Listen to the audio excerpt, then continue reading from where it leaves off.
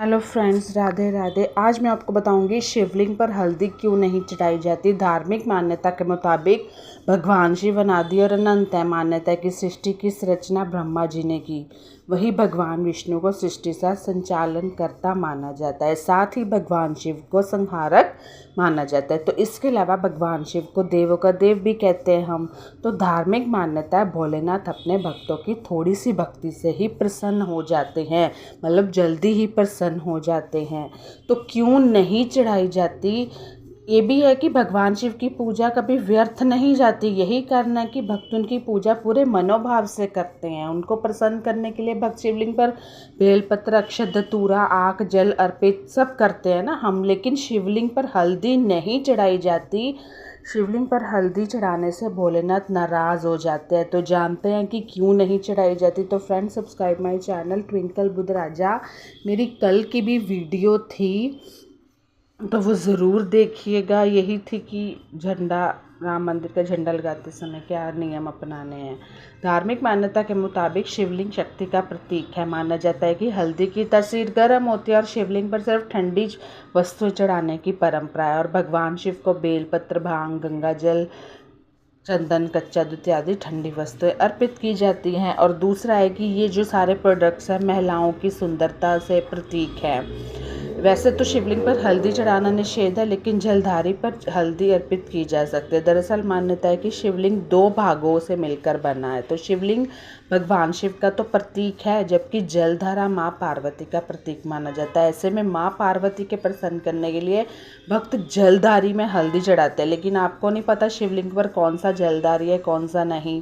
ठीक है। तो एक पौराणिक कथा के अनुसार भी केतकी फूल ने ब्रह्मा जी के झूठ में साथ दिया था, जिससे नाराज होकर भोलेनाथ ने केतकी के फूल को भी श्राप दिया था। तो शिव जी ने कहा कि शिवलिंग पर कभी केतकी का फूल भी नहीं अर्पित किया जाएगा। तो इसी श्राप के कारण केतकी का फूल भी आपको, तुलसी, केतकी का फूल भी आपको शिवलिंग पर अर्पित नहीं करना है। हल्दी जो है महिलाओं का प्रोडक्ट्स है, यानी कि उनकी सुंदरता से हुआ है। जलधारी पर चढ़ सकती है हल्दी, जैसे मैंने आपको बताया। तो जलधारी पर तो, लेकिन हमको ये पता नहीं है कि ये कौन सा भाग हल्दी का है, कौन सा नहीं भाग है। ये आपको थोड़ा देखना पड़ेगा। घर के दरवाजे, मुख्य द्वार पर जल डालने के चूक का है। घर की सुख समृद्धि और धन लाभ के लिए अगर आप नियमित रूप से मुख्य द्वार पर पानी का छिड़काव करते हैं तो आपके लिए विशेष रूप से फलदायी होगा, क्योंकि मुख्य दरवाजे पर जल छिड़कने से बहुत अच्छा माना जाता है। मतलब कि नेगेटिविटी दूर रहती है।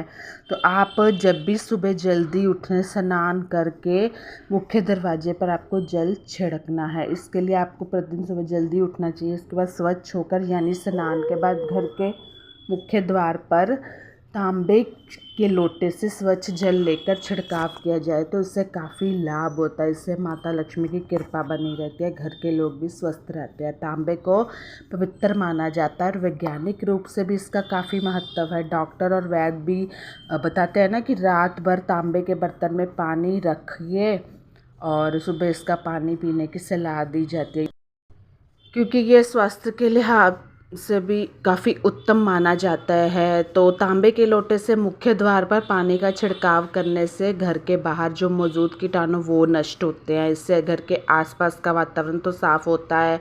वास्तु के इस उपाय से घर में धन धान्य की भी वृद्धि होती है। तो ऐसा करने से घर की नकारात्मकता दूर होती है, घर में खुशियाँ आती है, घर के सदस्य भी स्वस्थ रहते हैं। तो अगर छिड़काव करने वाला पानी में थोड़ी हल्दी मिला ले तो और भी लाभ होता है। तो आप वो देख लीजिए, हल्दी भी मिला सकते हैं। नकारात्मक ऊर्जा से मुक्ति मिलती है। वास्तुशास्त्र के अनुसार मुख्य द्वार में पानी का छिड़काव करने से घर में नकारात्मक और बुरी शक्तियां प्रवेश नहीं करती। यह एक कवच का काम करता है।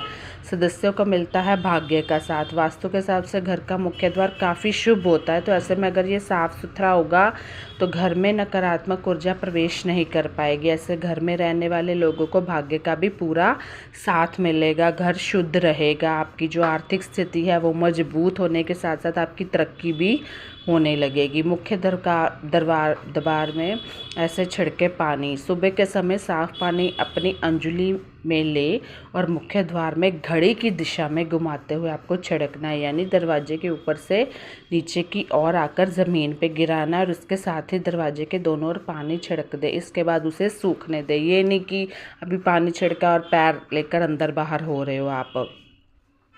वास्तु दोष से मुक्ति मिलती है। सुबह जल्दी उठकर हथेली में पानी लेकर मुख्य द्वार पे छिड़कने से वास्तु दोष से भी मुक्ति मिलती है। तो कैसी लगी मेरी वीडियो मुझे ज़रूर बताइएगा। Bye bye, take care.